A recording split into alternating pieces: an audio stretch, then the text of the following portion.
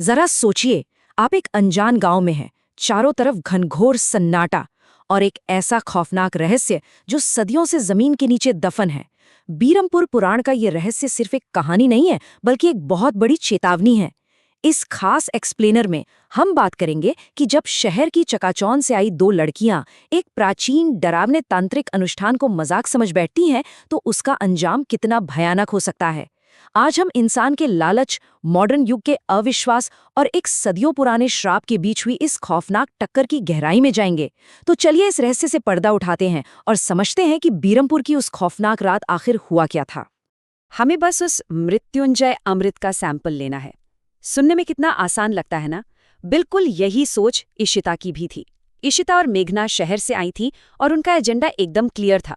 उनके लिए गांव वालों का डर, निशिर-मोलों की डरावनी कहानियां या तांत्रिक महाराज की सीरियस चेतावनियां, ये सब बस अंधविश्वास था। मतलब इशिता का एटीट्यूड ऐसा था कि भाई हमें इन सब ड्रामों से क्या लेना देना, अपना काम करो, एकादशी से पहले सैंपल लो और निकलो। ये वो टिपिकल शहरी घमंड था जो अक्सर पुरानी और अनदेखी ताकतों को एकदम इग्नोर कर देता है। लेकिन कहानी पलटती यहीं से है। आखिर कैसे एक सिंपल सी कॉर्पोरेट चोरी अचानक एक प्राचीन काले जादू और मौत के खेल में बदल जाती है। शुरुआत में जो सिर्फ एक छोटा सा काम लग रहा था, वो रातों रात एक ऐसे खौफनाक दुष्स्वप्न में बदल गया जहां हर कदम पर मौत इंतजार कर रही थी। सच में ये बात दिमाग को झकझोर देती है कि महज एक अमृत चुराने का लालच उन दरवाजों को कैसे खोल देता है जिन्हें हमेशा के लिए बंद ही रहना चाहिए था। तो चलिए सबसे पहले बात करते हैं सेक्शन 1 की, गुप्त इरादे और मृत्युंजय अमृत। एक ही गांव, एक ही रात, लेकिन इरादे बिल्कुल अलग। अब जरा इस सिचुएशन की विडंबना देखिए। एक तरफ है इशिता और मेघना, जिनका कॉर्पोरेट मिशन है मृत्युंजय अमृत का सैंपल चुराओ और एकादशी से पहले गांव से रफू चक्कर हो जाओ। उन्हें सिर्फ अपनी नौकरी और अप्रेजल की टेंशन थी। वहीं दूसरी तरफ गांव वालों का सर्वाइवल मिशन चल रहा है। तांत्रिक का अनुष्ठान पूरा करो, रात भर घरों में दुबके रहो और किसी तरह बस अपनी जान बचा लो। ये कंट्रास्ट सच में रोंगटे खड़े कर देने वाला है। लड़कियां अपने करियर की फिक्र में लगी थीं और उन्हें रत्ती भर भी अंदाजा नहीं था कि वो एक ऐसे जाल में कदम रख चुकी हैं जहां मौत का तांडव शुरू होने ही वाला है। और उनका वो सारा कॉर्पोरेट ओवर कॉन्फिडेंस तब चकनाचूर हो जाता है जब रात के अंधेरे और जंगल के उस डरावने सन्नाटे को चीरती हुई एक आवाज आती है, बम बम पुश। ये कोई नॉर्मल आवाज नहीं थी, ये तो जैसे मौत की दस्तक थी। जैसे ही मेघना और इशिता ने जंगल की तरफ कदम बढ़ाया, ये अप्राकृतिक खौफनाक आवाज गूंज उठी। बस उसी एक पल में ये साबित हो गया कि गांव वालों का डर कोई वहम नहीं था। जो चीज वो अब तक सिर्फ एक कहानी समझ रही थी, वो अब साक्षात उनके सामने खड़ी थी। आगे बढ़ते हैं सेक्शन 2 की तरफ, निशिर-मोलो का सच और उसकी खौफनाक सच्चाई। चीजें कितनी तेजी से हाथ से निकली, जरा इस टाइमलाइन पर गौर कीजिए। रात के 9 बजे लड़कियां चुपके से बाहर निकलती हैं, सब कुछ एकदम शांत। लेकिन कुछ ही पलों बाद गेम पलट जाता है। राजू, जो जंगल की तरफ से आ रहा था, उसके पीछे अचानक एक ताबूत खुलता है और कुछ भयानक हाथ उसे अंदर खींच लेते हैं। राजू की उस चीख के साथ ही पूरी हकीकत बदल जाती है। फिर रात 12 बजे जान बचाकर भागते हुए मेघना, इशिता और अनुज एक पुराने किले में छिपते हैं। और फिर आती है सुबह की 4 बजे की वो घड़ी, जब मेघना को वो रहस्यमयी सपना आता है। मतलब कुछ ही घंटों में एक चोरी का प्लान सीधे सीधे एक सर्वाइवल थ्रिलर बन चुका था।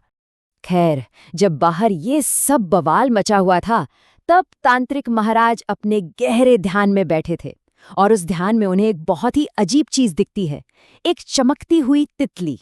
ये कोई नॉर्मल तितली नहीं थी, ये उन्हें रास्ता दिखाते हुए एक ऐसे दरवाजे तक ले जाती है जो किसी दीवार पर नहीं बल्कि जमीन के अंदर बना हुआ था, एक गुप्त तहखाना। ये सिर्फ एक सपना नहीं था, ये अगली सुबह होने वाली एक बहुत ही खतरनाक और जानलेवा खोज का सबसे बड़ा सुराग था। और यहीं से हम आते हैं सेक्शन 3 पर, मेघना का सपना और उसका रहस्यमयी अतीत। दमयंती, अब ये कौन है? सुबह 4 बजे जब हर कोई दहशत में था, मेघना पसीने से लथपथ एक सपना देखती है। उस सपने में वो खुद को एक राजकुमारी दमयंती के रूप में देखती है। ये कोई आम सपना नहीं था, ये तो जैसे राजमहल का एक जीता जागता नक्शा था। सपने में मेघना दमयंती बनकर महल के टेढ़े मेढ़े रास्तों से होते हुए बिल्कुल एक खास दरवाजे तक पहुंचती है। अब आप ही सोचिए, ये इस बात का साफ इशारा था कि मेघना का इस बीरमपुर गांव से कनेक्शन किसी कॉर्पोरेट जॉब से कहीं ज्यादा गहरा, पुराना और खतरनाक है। अब आते हैं सेक्शन 4 पर, राजमहल का तहखाना, जो असल में मौत की एक भूल भुलैया था। सुबह होते ही जब खोजबीन शुरू हुई तो पता चला कि वो महल असल में मौत का एक बहुत बड़ा ट्रैप है। गांव के मनीष नाम के एक आदमी ने जैसे ही एक दरवाजा खोला, हजारों चमगादड़ शोर मचाते हुए बाहर निकले। लेकिन असली खौफनाक मंजर तो तब आया जब एक भारी लबादे वाला रहस्यमयी आदमी उसके सामने आ खड़ा हुआ। मनीष ने भागने की कोशिश की, लेकिन दरवाजा अपने आप बंद हो गया। उस लबादे वाले आदमी ने मनीष को इतनी जोर से जकड़ा कि उसकी चीखें हमेशा के लिए उस महल में दफन हो गई। सच कहूं तो वो महल अपनी रखवाली खुद कर रहा था और उसकी कीमत थी इंसानों की जान।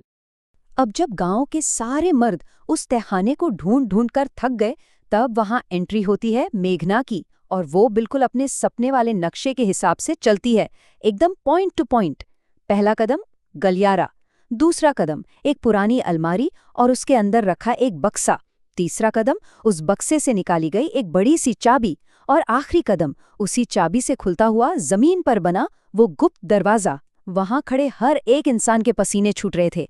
मेघना की ये सटीकता किसी भी आम इंसान के तो बिल्कुल समझ से परे थी। और अब हम पहुंच चुके हैं अपने आखिरी और सबसे अहम सेक्शन पर, बीरमपुर पुराण का गहरा रहस्य। उस जमीन वाले तहखाने के अंदर एक शीशे के बक्से में रखी थी वो किताब, बीरमपुर पुराण। लेकिन जैसे ही मेघना ने उस किताब को अपनी जगह से उठाया, एक अजीब सी डरावनी आवाज गूंजने लगी। वो एक प्राचीन ट्रैप था जो अब ट्रिगर हो चुका था। तहखाने के हर कोने से हजारों लाखों बिच्छू बाहर निकलने लगे। लोग जान बचाकर सीढ़ियों की तरफ भागे, लेकिन वहां का नजारा रूह कंपा देने वाला था।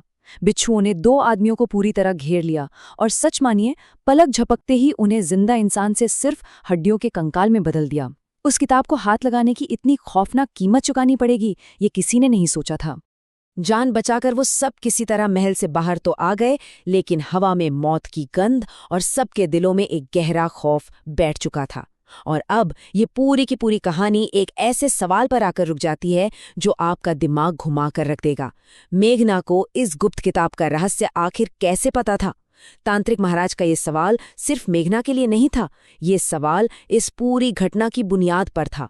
जो लड़की कल तक सिर्फ एक सैंपल चुराने आई थी, उसे सदियों पुराने महल के चप्पे चप्पे और उस गुप्त किताब की इतनी सटीक जानकारी कैसे हो सकती है?